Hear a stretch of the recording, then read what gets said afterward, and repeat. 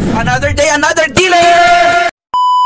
Alam po ninyo, ilang araw na lang matatapos na po ang November. At ngayon pong November feels like December dahil po napakarami na po ang nagpe-place ng order sa kanilang paboritong pang Noche Buena. Alam po ninyo, sa abot ng aming makakaya, ayaw po naming maubusan.